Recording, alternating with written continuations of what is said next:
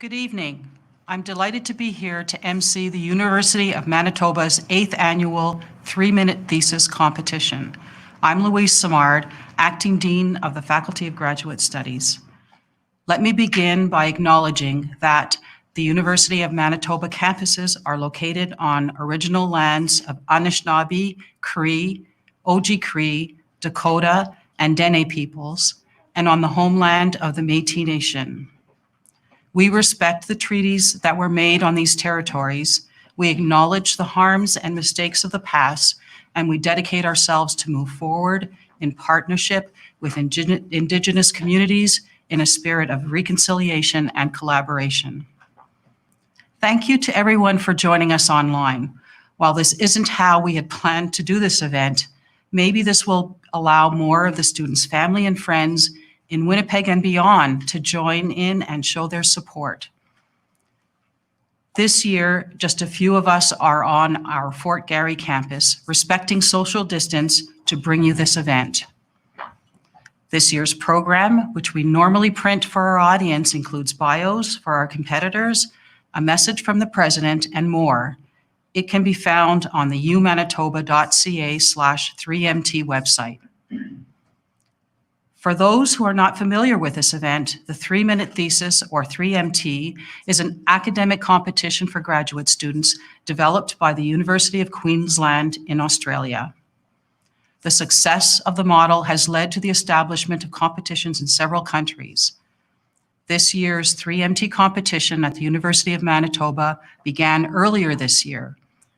33 individuals were selected from an initial pool of talented master's and doctoral students who then competed in one of 3 heats. That process determined the finalists who will compete tonight for the People's Choice Award, 3rd place, the University of Manitoba Retirees Association Prize for 2nd place, and the Dr. Archie McNichol Prize for 1st place. The graduate student who takes home the 1st place tonight will move on to represent the University of Manitoba at the Western Canada Regional Competition and have a chance to compete in Canada's national 3MT competition. The 12 challengers will be presenting in the following order: Sarah Banicki, Chetan Patel, Jamie Durnley, Jessica Nixie, Toby Lee, Tyson Reimer, Landon Falk, Chanel Gingras, Xiang Li, Anna Mihalichenko, Alana Signor, and Soya Buchmeyer. Each of our challengers is allowed 1 slide to support their presentation. Their presentation must be 3 minutes or less, not a second longer, or they will be disqualified. While presenting to you, they will be timed and have a monitor facing them with the countdown. As each challenger is making their presentation, the judges will be making notes. You are welcome to do the same to help you choose your favorite for the People's Choice Award. Following their presentations, our judges will be withdrawing to privately tally up their votes. While that takes place, we will do the vote for People's Choice and watch a live musical performance by students of the Des Hôtels Faculty of Music, Elizabeth Sadler and Robert Turnbull. Your judges this evening are Johanna Hermé, architect and co-founder of 5468976 Architecture. Jessica Dumas, president of Jessica Dumas Coaching and Training. Janine Sherman, deputy secretary to the cabinet, senior personnel and public service renewal in the Privy Council office. Peter Wheatley, Director of Sales Operations at Standard Aero and Chair of the University of Manitoba Alumni Association. Thank you all for making the time to be with us tonight, and good luck choosing your favorites. I am now going to ask University of Manitoba's President, David Barnard, to say a few words.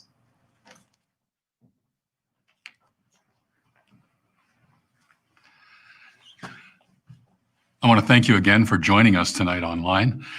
3MT is one of my favorite UM events. Each year, I'm really impressed by the graduate students that compete. their dedication, the wide range of expertise they share. These student leaders provide a snapshot of the innovative work being done by graduate students across our university. And I'm pleased that we can still join together to experience this event. I'm very proud and thankful to be the president at this institution during this difficult time.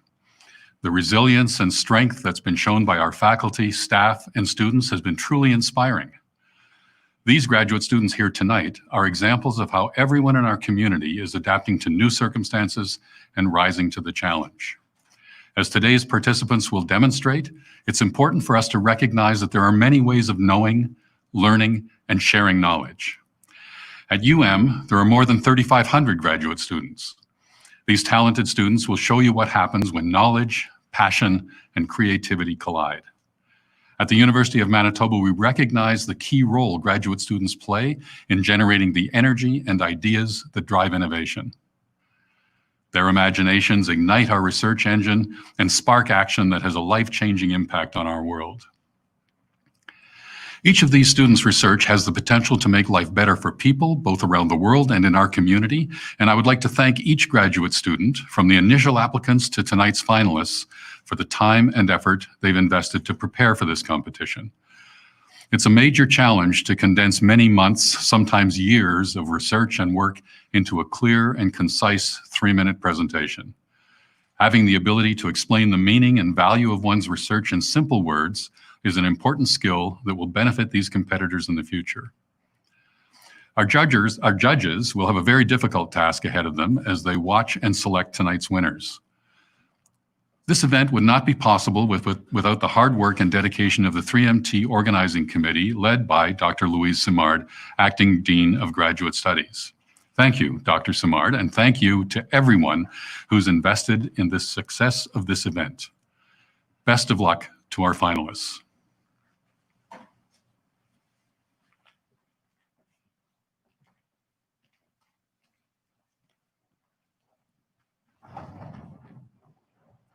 Thank you, Dr. Bernard. For those who want to join the online conversation, tweeting is encouraged, and the event hashtags are #3MT and #UManitoba. Now, on with the competition. I would like to introduce our first challenger, Sarah Bahnicki. She will speak to us about shoulder pain. Can we reduce the risk of it in only 4 minutes?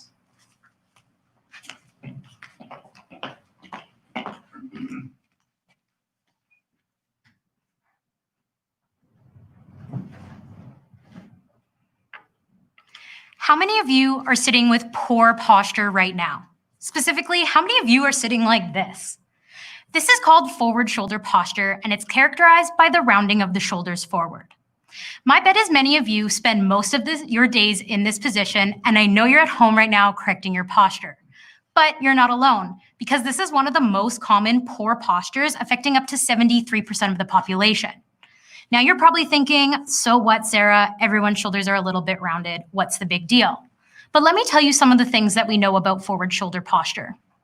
When your shoulders spend a lot of time in this rounded position, the muscles on the front of your chest adaptively shorten and become overactive, while the muscles in your upper back lengthen and become weak. This causes a muscular imbalance and further affects the movement and stability of the entire shoulder. Not only that, forward shoulder posture is a known risk factor for the development of neck shoulder pain. So most of us have this posture, and we know it's a risk factor for pain. That's a lot of potential injuries waiting to happen. Not to mention, injuries cost the Canadian healthcare system over $26 billion annually, and disorders of the shoulder, upper back, and neck are amongst the most common. So now I've scared you a little bit. You notice your shoulders are a little bit rounded, and you want to know what to do about it. Well, you go to see a physical or athletic therapist such as myself. The therapist aims to not only relieve any pain symptoms you may have, but also correct your posture. One common approach the therapist will use is massaging your tight chest muscles, and treatment times of only 4 minutes have demonstrated desired length changes in tissues. So this treatment is thought to not only lengthen those tight chest muscles and return the shoulder back to its neutral position, but also increase the level of activity in your upper back while simultaneously decreasing the level of activity in your chest. However, this has not actually been shown in research. While therapists are taught that this is an effective treatment, we don't actually know if the intended results occur. My research aims to address this phenomenon to see if a 4-minute chest massage not only corrects that shoulder posture, but also its associated muscle imbalance. I will do this by recruiting 60 participants who have forward shoulder posture. Each participant will be measured for their degree of forward shoulder posture, as well as muscle activity in these two muscle groups, both before and after 4 minutes of massage to the chest. It is my hypothesis that those who receive the chest massage will not only see a reduction of their degree of forward shoulder posture, but a correction of this muscle imbalance. If my hypothesis is in fact proven true, it not only validates this treatment that therapists have been performing for years, but also demonstrates how a simple 4-minute intervention can actually reduce an individual's risk for the development of neck shoulder pain. Thanks. Thank you, Sarah. After several months of at-home work, I'm sure we could all benefit from a 4-minute massage.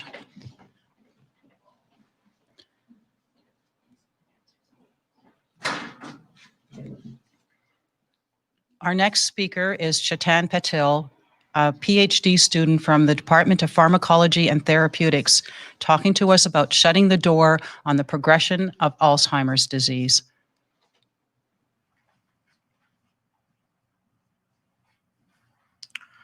Who am I? Where am I?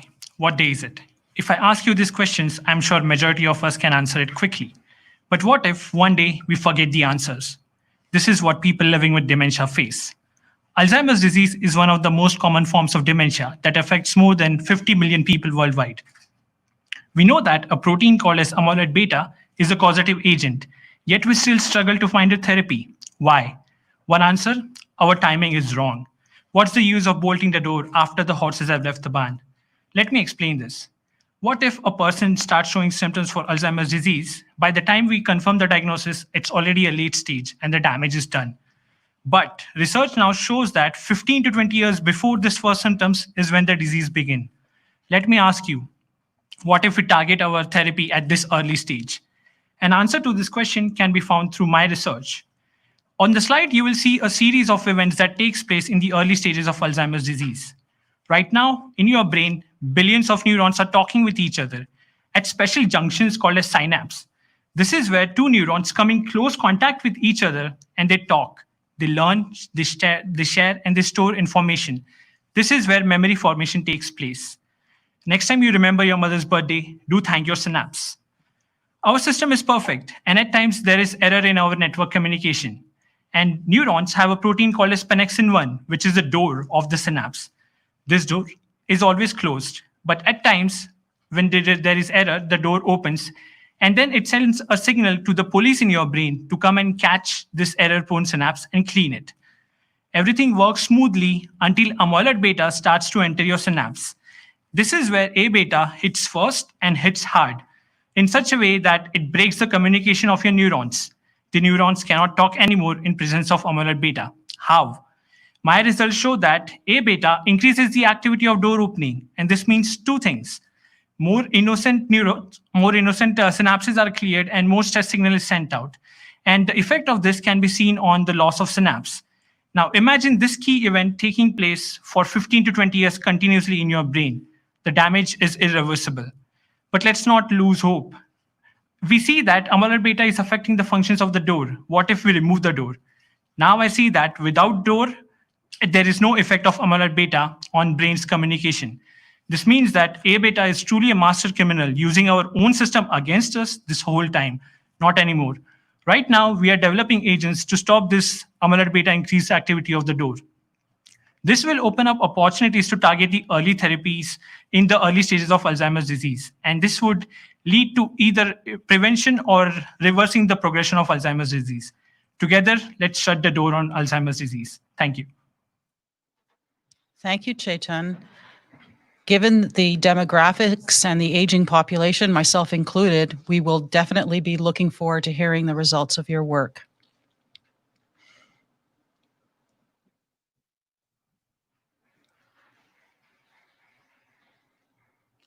Our next speaker is Jamie Dearnley. He is a Master's of Science student in chemistry, speaking to us on using fish bile to assess oil spill cleanup techniques on freshwater lakes. On your screen next to me is a map of Canada crisscrossed with many lines representing oil pipelines and railroad routes that are used to transport oil. If you were to zoom in closer, you'd notice that many of these lines pass over or near the freshwater lakes that dot our countryside. When you think of oil spills, what comes to mind? For many of us, images of the Exxon Valdez spill of '89 or the Deepwater Horizon blowout of 2010 flash through our heads. And while both these incidents were environmental disasters, a silver lining that came out of each of them is that they provided a tremendous amount of information on how to best clean up marine oil spills. Now, the good news is we have yet to experience a spill of that magnitude in freshwater lakes. However, the downside is that to this day, there remain many unanswered questions on how best to remediate freshwater lakes affected by oil spills. That's where my project, which is part of the Freshwater Oil Spill Remediation Study, comes to the rescue. Last summer, at the experimental lakes area, we set up 18 enclosures on one of the lakes there and spilled oil into them. Then, we tested 3 different techniques to try to clean up the oil, and after collecting samples for 2.5 months, we were left to determine which of our 3 treatments had worked best. That's where me and my fish bile come into play. You see, when it comes to toxicity, the most dangerous part of oil is not the black goo you might think of, but a colorless class of chemicals called polycyclic aromatic compounds. When these carcinogenic chemicals pass through fish, they're quickly metabolized and excreted into the gallbladder where they reside in the bile. So, at the end of our 2.5 months, we collected all the fish living in our enclosures, and I became the proud recipient of all the gallbladders. Now, when the university reopens, all I need to do is analyze these bile samples and determine which of our 3 treatments led to the lowest concentrations of these toxin metabolites. Unlike most researchers, I genuinely hope that the need to consult my findings seldom arises. However, come the day when something inevitably goes wrong, freshwater ecosystems in Canada and around the world will thank this vital research. Thank you. Thank you, Jamie. Having spent most of my scientific career in a closed lab, I envy you the opportunity to be out in nature while you do your research. Our next challenger is Jessica Nixie, a Master's of Science student in soil science. Her topic is closing the loop on urban waste, anthronutrients. Whoops, I got lost the title there. Sorry, guys.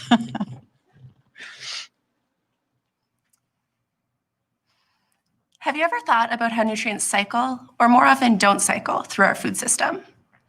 In the linear food system, we import non-renewable resources, like the mined phosphorus fertilizer shown in the slide, in order to nourish our crops, which in turn nourish us. But then we lose those nutrients from the system. In Winnipeg, most of our food and human waste ends up in the landfill, where it contributes to greenhouse gas methane emissions, or in our waterways, where excess nutrients cause toxic algal blooms. Of course, there is an alternative. We can stop thinking of nutrients that have moved through urban areas only as wastes and start thinking about them as valuable resources to grow more food. This is the circular food system, and it is the focus of my master's research. I'm calling products that move nutrients from urban areas back onto farms anthronutrients in recognition of their anthropogenic or human origin. Anthronutrients have an especially important role to play on organic farms, where options for nutrient import are limited.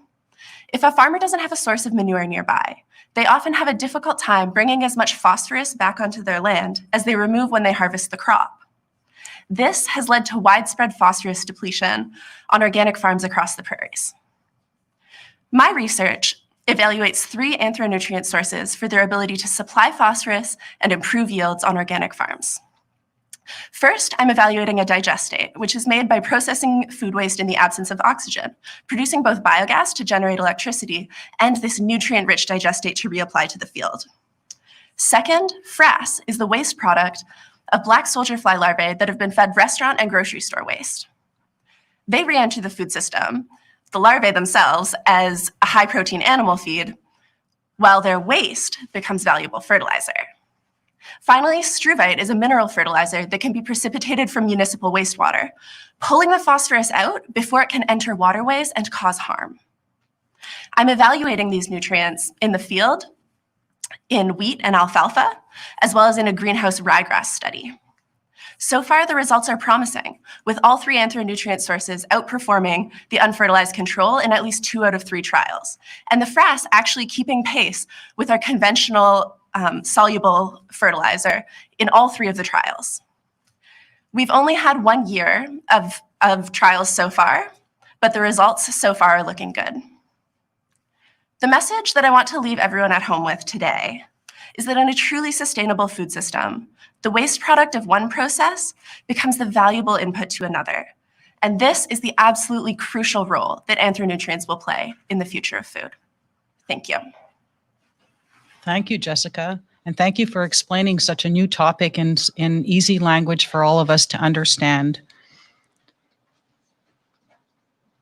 Our next challenger is Toby Lee. His thesis, he's a medical microbiology infectious diseases student aiming for a Master's of Science degree. His topic is understanding the links between DMPA and HIV risk.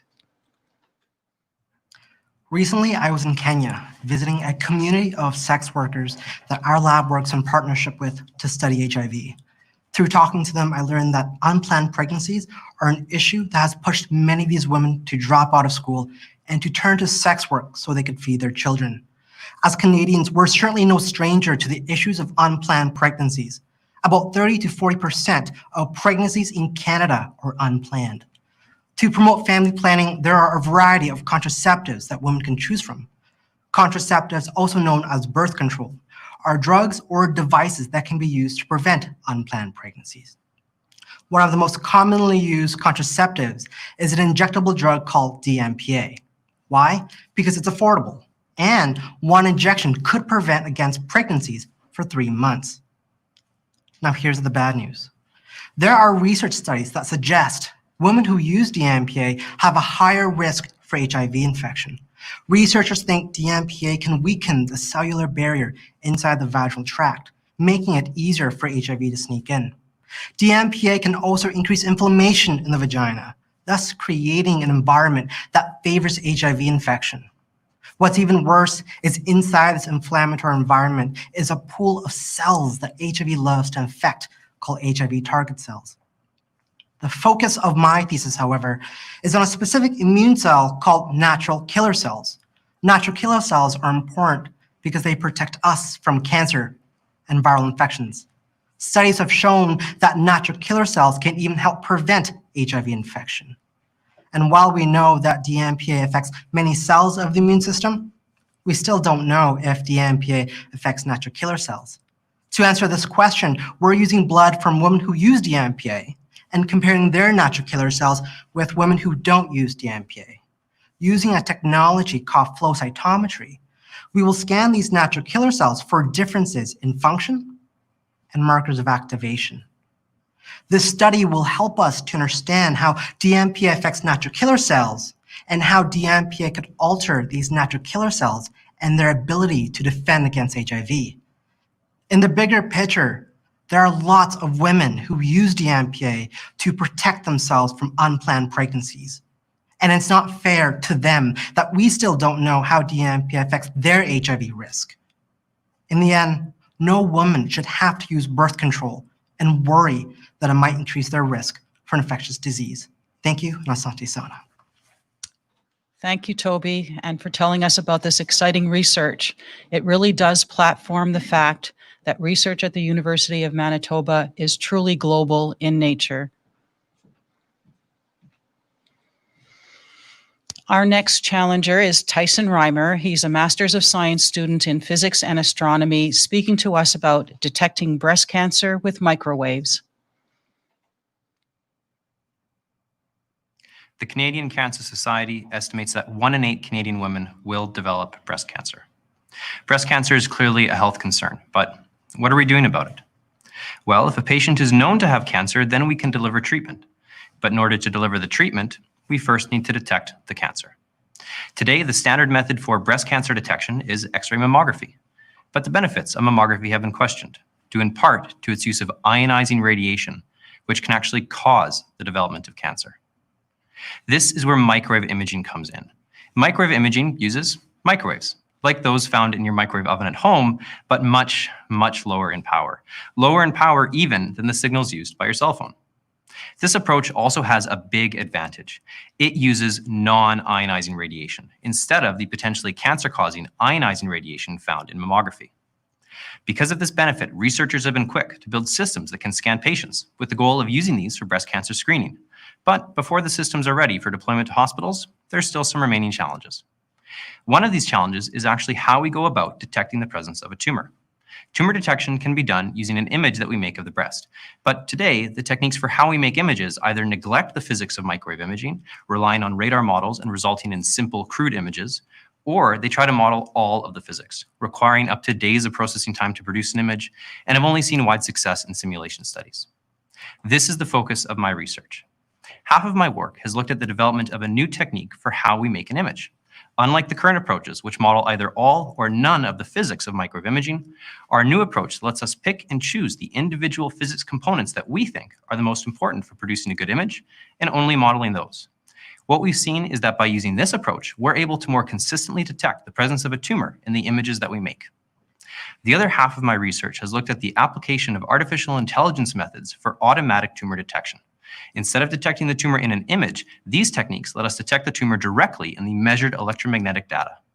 While image-based tumor detection techniques let us interpret the tumor response in the context of the image of the whole breast, this requires a trained operator to physically examine the image and subjectively perform a diagnosis. AI methods, on the other hand, allow for automatic, objective tumor detection, and they don't require a trained operator. The results that we've obtained with these novel AI-based techniques indicate that they outperform even the best image-based tumor detection techniques today. Breast microwave imaging is on the verge of becoming a revolutionary medical imaging technology.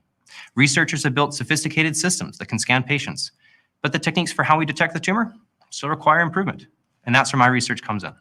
While this work is only one step among many on a path to a viable new breast cancer screening tool, we hope that it will help to push microwave imaging from the laboratory to the hospital. Thank you very much.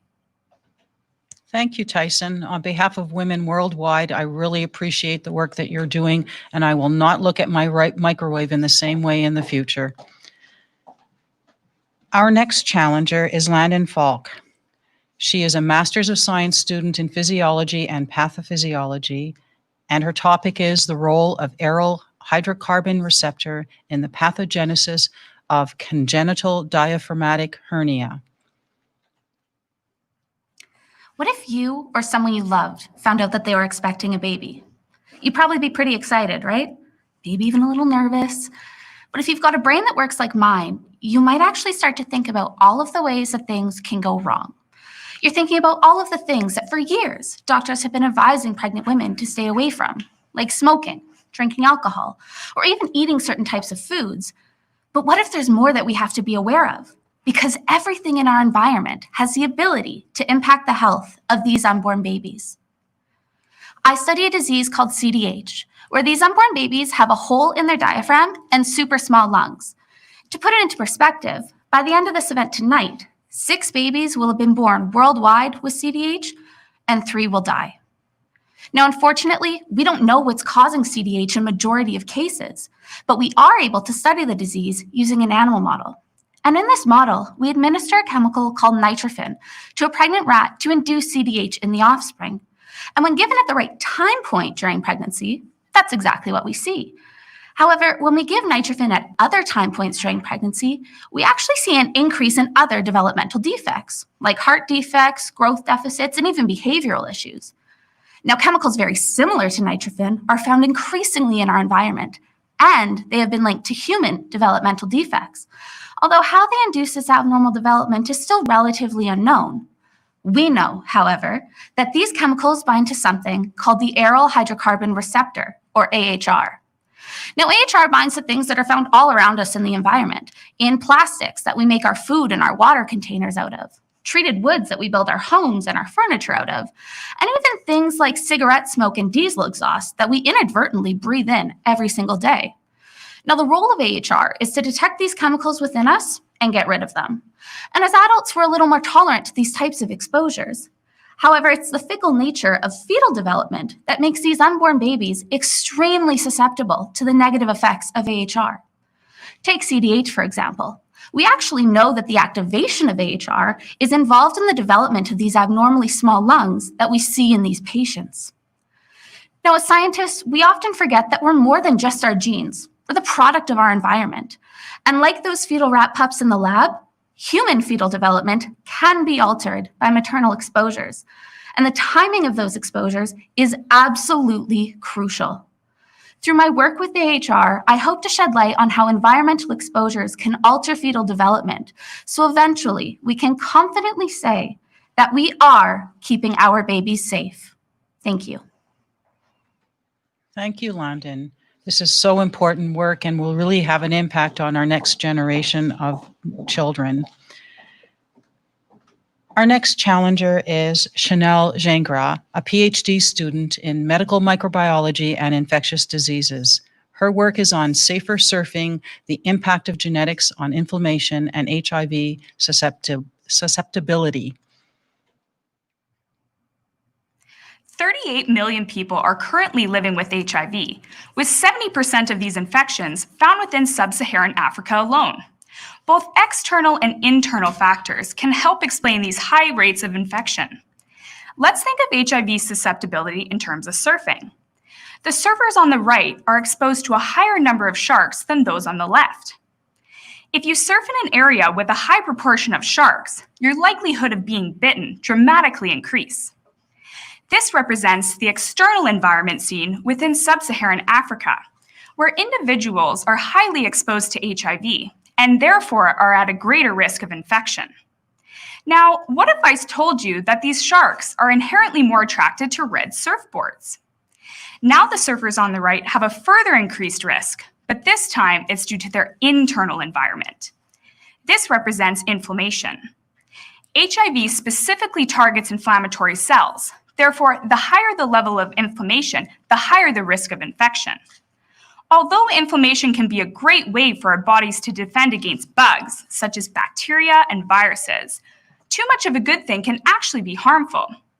Some women have high levels of inflammation, and although there are known risk factors, including STIs, physical damage, and age, these known factors don't account for the majority of the inflammation observed. South African women are a critical population to be studying because they are at the highest risk of HIV infection worldwide, yet very little is known about the genetics of their immune system. But that's where my project comes in. I'm investigating whether these women's underlying genetics contributes to this inflammation and thereby increases the risk of HIV infection. To test this, I'm taking blood samples from South African women with or without inflammation who did or did not acquire HIV. I'm measuring the levels of inflammation in these samples and determining whether women with high levels of inflammation have particular genetic variants. I'm then testing whether these genetic variants associate with HIV acquisition. Now, am I going to ask these women to stop surfing simply because they're at a higher risk? Absolutely not. Would you want somebody to tell you to stop surfing? I didn't think so. Instead, my project aims to understand the genetics of inflammation so that pharmaceuticals can be developed to block these interactions and prevent infection. I think now more than ever, we can all appreciate how critical it is to study viral infections. My project will help increase our understanding on the genetics of inflammation to help prevent future HIV infections and help combat the HIV pandemic. Surf safe, everybody. Thank you. Thank you, Chanel, for this interesting topic. I must say I particularly appreciated the creativity you put into your PowerPoint slide. Our next challenger is Xiang Li, a Master's of Science student from Food Science. She will talk to us about eating puff snacks without feeling guilty. Hello, everyone. A quick survey before introducing my research. How many of you would love to have a bag of Cheetos or onion ring puffs while you are watching Netflix at 9 p.m. after an exhausting day of work? And how many of you will feel guilty about that just by giving yourself a bag of treats that you deserve? I know some people may say yes. Why is that? The puffed snacks currently available on the market are all made from refined cereal flours. For example, cornstarch, which is high fat, high carbohydrate, low protein, and low dietary fiber. In one word, nutritious, less. Incorporating nutritious ingredients into the formula is one of the biggest challenges that puffed snack industry is facing, because these healthy ingredients generally impair the physical quality of the product. It will make your puffs less crispy, much harder, less uniform, and maybe even ugly. But as a food science student and a snack lover, I aimed to produce a nutritious puffed snack with consumer acceptable physical quality. To do that, I chose the blends of barley and green lentil flours as my ingredients. Not only because barley is high in dietary fiber and green lentil is high in protein, but also because they belong to different families of the crops, which means that they complement each other in many aspects. Then I modified the whole process, including the blending ratio, processing moisture, and processing temperature. Here you can see what I got compared with one commercial product. Yes, my product is slightly harder than the commercial one, but it has a very good crispness value, which is the key that makes puffed snack so attractive to consumers. More importantly, the protein content of my product is 12% higher than the commercial one, and the dietary fiber content is 6% higher. That is exactly what I want to see, and consumers want to see. Nutritious and delicious finally can be used to describe a puffed snack at the same time. My research is still ongoing. I'm measuring the protein digestibility and amino acid composition of the products now. I hope we can all satisfy our late night craving without feeling guilty in the near future. Thank you. Thank you, Xiang. After a few months of social distancing, I'm sure that our puff intake has increased, and we look forward to having your product available. Our next challenger is Anna Mihalichenko. She is a Master's of Science student in Biological Science, speaking to us on patterns in humpback whale non-song calls across time on their Newfoundland feeding grounds. Wherever you are, raise your hands if you've been in a situation where people around you, maybe friends, families, or strangers, were speaking another language and you had no idea what they were saying. I know I have. And what do you do in those situations? Well, nowadays, it's pretty easy because of a glorious tool called Google Translate. But what about in the old days? Do you remember? Or just imagine days before cell phones equipped with translators were at our fingertips.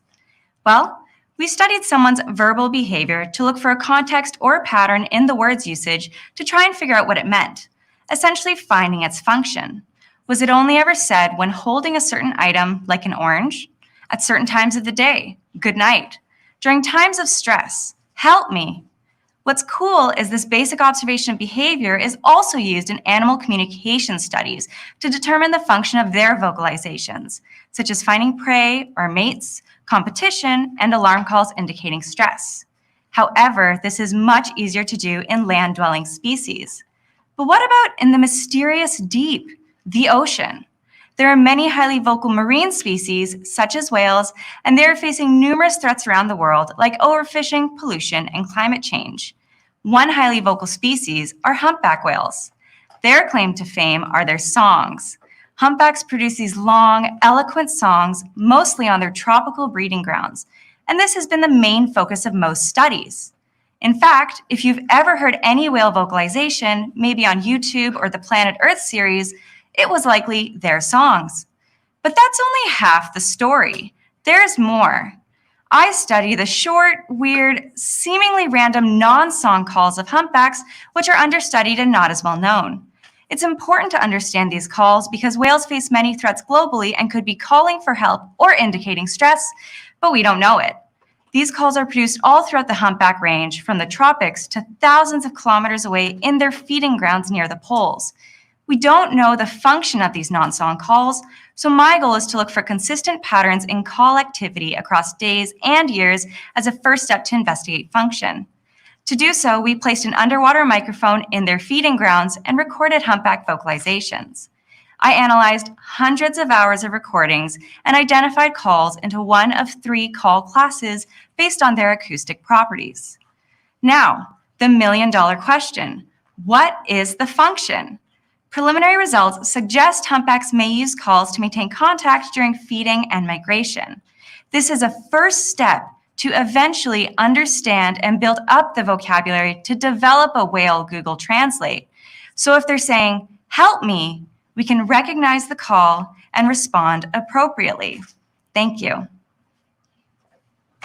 Thank you, Anna. I certainly look forward to hearing about the results of your thesis work. Our next challenger is Alana Signor. She is a master's student in kinesiology and recreation management, speaking to us on teaching self-compassion to people with pre-diabetes. Imagine you've just been diagnosed with prediabetes, a condition known as having high blood glucose levels just below the threshold of a type 2 diabetes diagnosis. This puts you at increased risk for cardiovascular disease, kidney disease, and depression. There's also a 50% chance that you will develop type 2 diabetes in the next 5 years. Interestingly, research shows that people with prediabetes who engage in regular physical activity can substantially reduce their type 2 diabetes risk, regardless of diet and weight loss. However, people with prediabetes are less active than the general population, and this is a problem. People with prediabetes experience many emotions about their diagnosis and prediabetes experience. It's common for them to be afraid, have anxiety, and feel guilty or shameful about their previous unhealthy behaviors. These reactions can lead them to ignore their health risk and do nothing to reduce it, or worry about it so much that it's difficult for them to focus on engaging in risk-reducing health behaviors. This poses a challenge for people with prediabetes to increase their physical activity and reduce their type 2 diabetes risk. So, what might help people with prediabetes manage their emotions and increase their physical activity? Self-compassion might just be the answer to this. Defined as caring for oneself in difficult times, self-compassion has 3 parts. Self-kindness involves relating to oneself with support rather than criticism, and this may help people with prediabetes be gentle with themselves if they struggle with physical activity. Common humanity involves recognizing that one is not alone in their situation, and it may help normalize struggles for people with prediabetes. Lastly, mindfulness involves relating to one's thoughts and emotions with balance. This may help people with prediabetes neither overthink nor ignore their reactions. Self-compassion should help this population engage in physical activity in 2 ways. First, self-compassion relates to adaptive emotional responses to health problems and risks, which have been found to be a mechanism through which self-compassion relates to physical activity. Second, self-compassion relates to adaptive self-regulation skills, including goal setting and perseverance. And research actually links self-compassion to physical activity. In my pilot experiment, people with prediabetes will learn physical activity behavior change skills.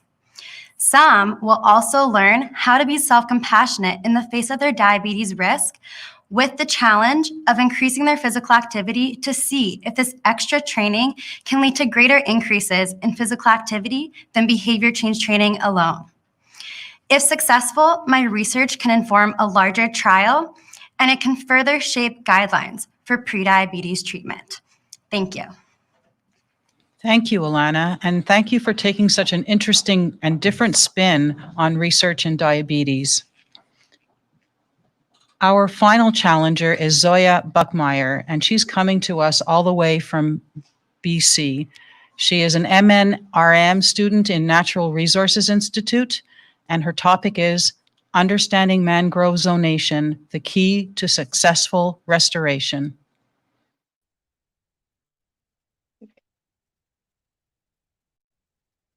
Climate change is real. Its effects are being felt at varying degrees around the world, but for small islands like those in the Caribbean, its effects are direct, intense, and current. Sea levels are rising, and hurricanes are becoming stronger. Just last year, Hurricane Dorian struck the Bahamas and took 80 lives and cost more than $4.5 billion in damages. Major hurricanes like Dorian are predicted to become more common, but most Caribbean countries are woefully unprepared. This is where mangroves come in. Mangroves are pan-tropical plants that grow in a narrow intertidal zone, and they have complex root systems that help anchor them against the elements. Among the dozens of ecosystem services provided to us by mangroves, perhaps most important is that they can reduce wave energy and protect the coastline from storms and surges. Research has found that mangroves can slow down waves by as much as 80%, which can be the difference between life and death for coastal communities. However, because mangroves occupy prime coastal real estate, they are severely threatened by deforestation for hotels, marinas, aquaculture, and more.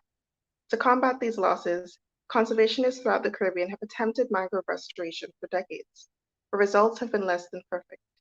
So much is still unknown about these plants and the conditions in which they grow. My research aims to explore why the different species of mangrove, red, white, and black, grow within different zones in the ecosystem, and why in some cases they are more intermixed than others.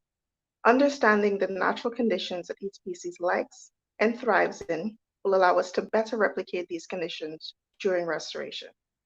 In particular, I'll be focusing on the white mangrove. White mangroves are a well-known pioneer species that recolonize quickly after hurricanes, and they have one of the fastest growth rates. Throughout my years working in this field, I've noticed that white mangroves can exhibit many different growth forms depending on their environment.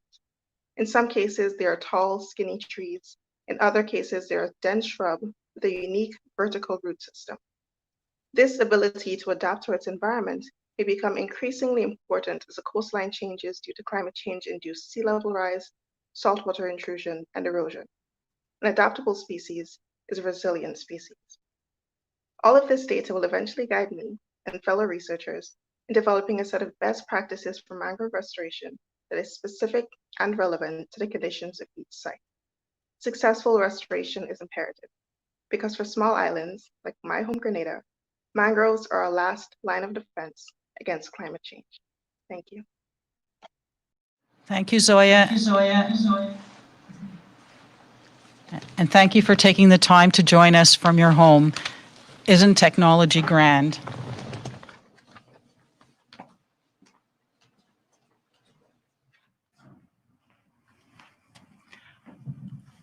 Wow, what an incredible group of scholars. It's especially difficult for them this year without a room full of people to applaud for them in person, but I hope you now know how impressive they all are. Thanks again to all of our challengers for giving it their all, and to you, the audience, for your support and enthusiasm. Judging panel, you may now leave to deliberate. You have a tough job ahead of you.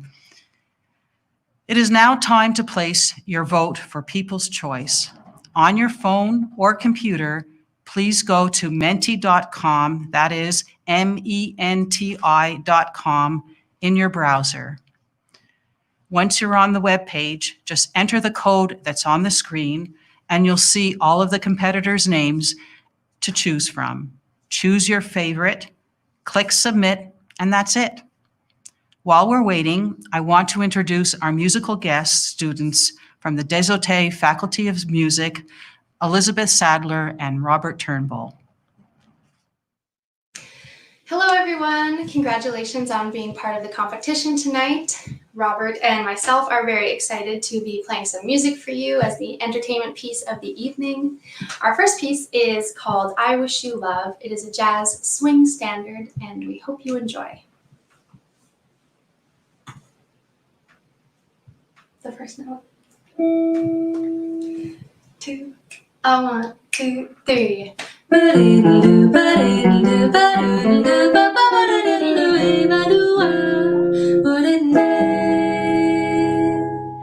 I wish you bluebirds in the spring to give your heart a song to sing, and then a kiss. But more than this, I wish you love. And in July, a lemonade to cool you in some leafy glade. But more than wealth, just like health, I wish you love. My breaking heart and I agree that you and I could never be. So with my best, my very best, I set you free. I wish you shelter from the storm, a cozy fire to keep you warm. But most of all, when snowflakes fall, I wish you love.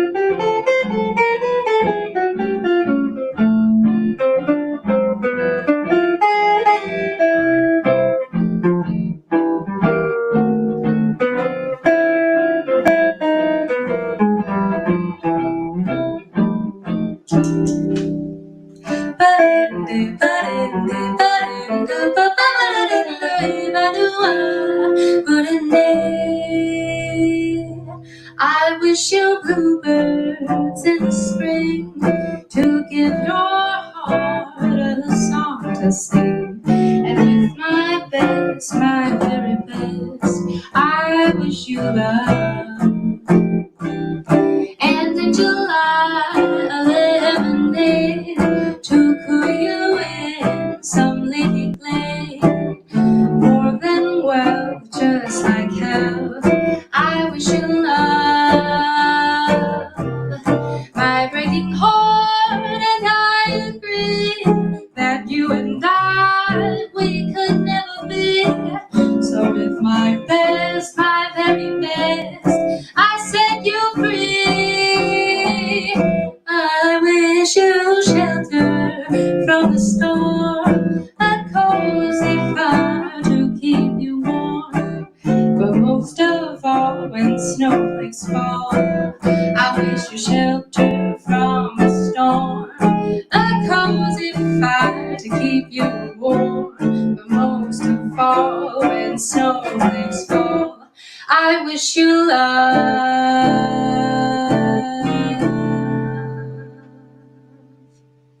Our second piece for you is a piece called Jardin d'hiver.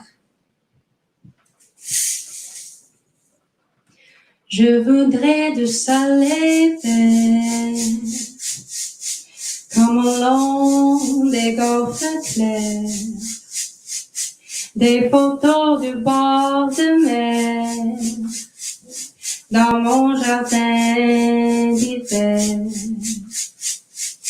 Je voudrais de la lumière, comme en Nouvelle-Angleterre. Je voudrais changer d'atmosphère dans mon jardin d'hiver.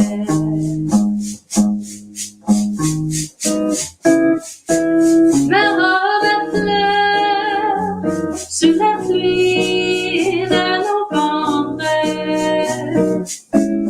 tes mains qui courent, je n'en peux plus de t'attendre. Les années passent, qu'elle est loin l'âge tendre.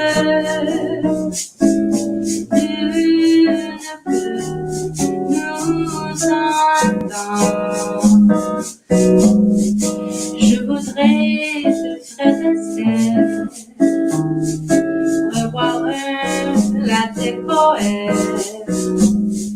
Je voudrais toujours te plaire dans mon jardin d'hiver.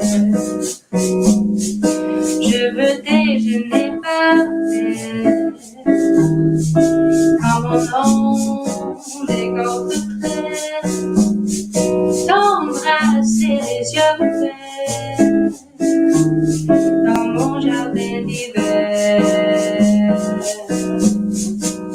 Ma robe à fleurs sous la pluie de novembre, tes mains qui courent, je n'en peux plus de t'attendre.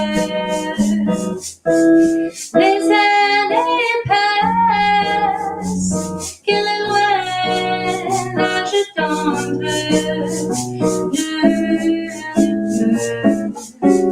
Nous entendre.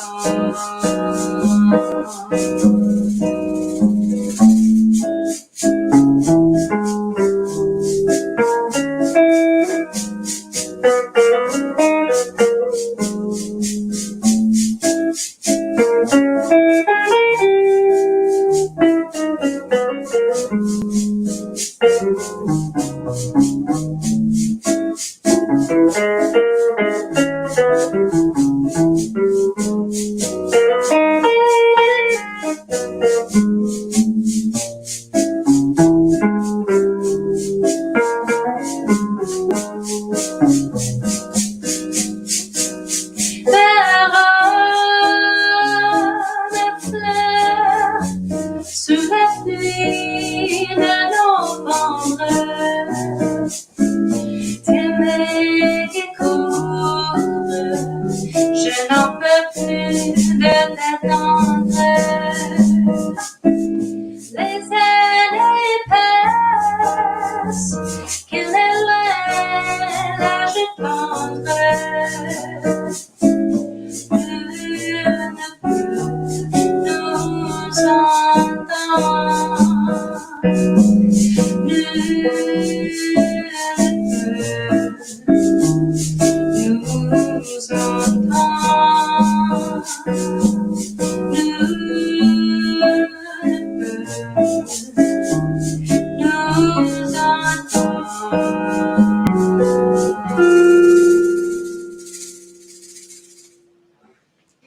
We have now come to the last song in our mini set for you tonight. Again, thank you for having us be a part of your event, and best of luck to all the competitors tonight. Our last song is a piece called Smile, and it was written by Charlie Chaplin.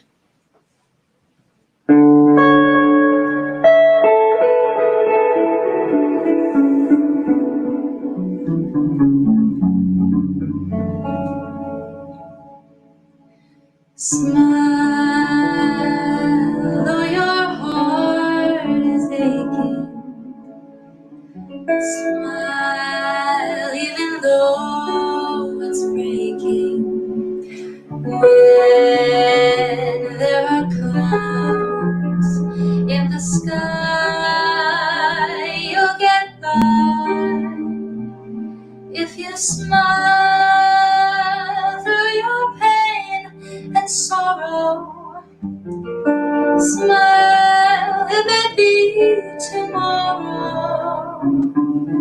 You'll see the sun come shining through. If you light up your face with gladness, hide every trace of sadness, although a tear may be ever so near. That's the time you must keep on trying. Smile, what's the use of crying? You'll see that life is still worthwhile if you just smile.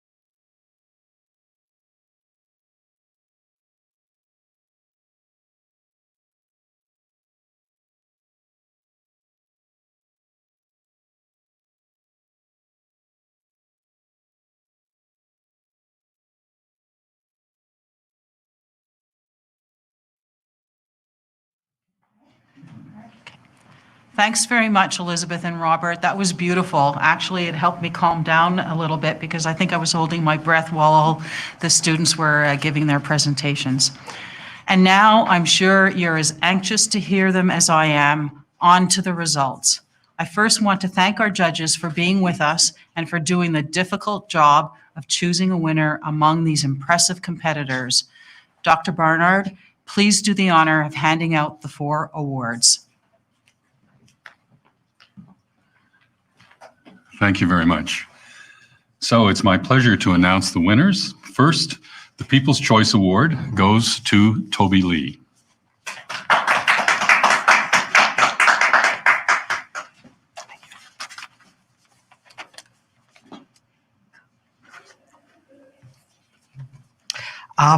You know what? Just thank you to my professor, Dr. Keith Folk, also my other supervisor, Dr. Lajoie, my lab, my wonderful lab mates, my family, my friends. You know, thank you. Asante sana.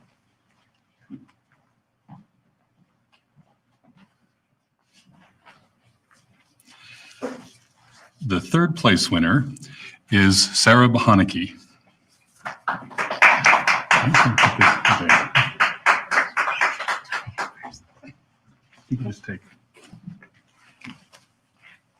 Hi, everybody. I just want to thank you all for tuning in and voting. It was such an honor to be able to participate.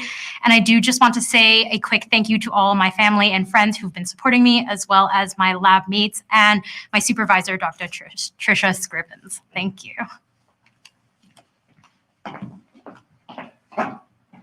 And the University of Manitoba Retirees Association Prize for second place goes to Chanel Gingras.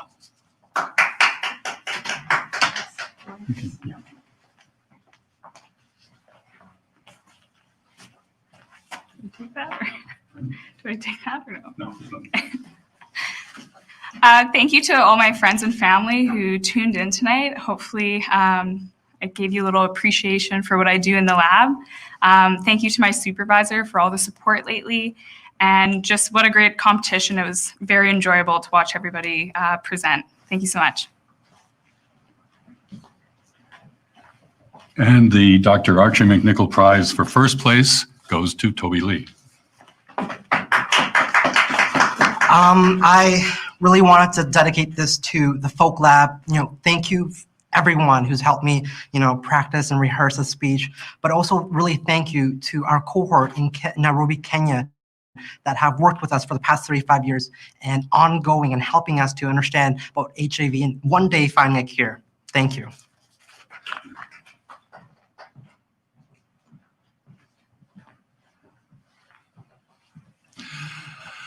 So congratulations to all of the competitors. Let's give them a virtual round of applause for their great work tonight. And thanks again to our judges, our performers, and to all of you for being here tonight to support our grad students. On a personal note, this is one of the last events of my tenure as president at UM. I've been in this role for 12 years, and over that time, it's been my pleasure to see the university focus on providing an outstanding student experience. Events like this one give our students an opportunity to be challenged, to thrive, to showcase their innovation and creativity, for people and ideas to come together in a collision that can generate energy, imagination, and inspiration. It provides opportunities for students to grow and supports them to rise to their potential, and it underscores our whole purpose of being here. For 12 years, I've been awestruck time after time by the ingenuity of our incredible students. It's been a great pleasure to be a small part of their journeys, students who will no doubt go on to change our world in a million different wonderful ways. I hope that you'll all tune in again and join us on June 29th for our virtual convocation. You can find more information about that event on our website, and we will post a link in a few moments on the screen. So thank you, miigwech, good night.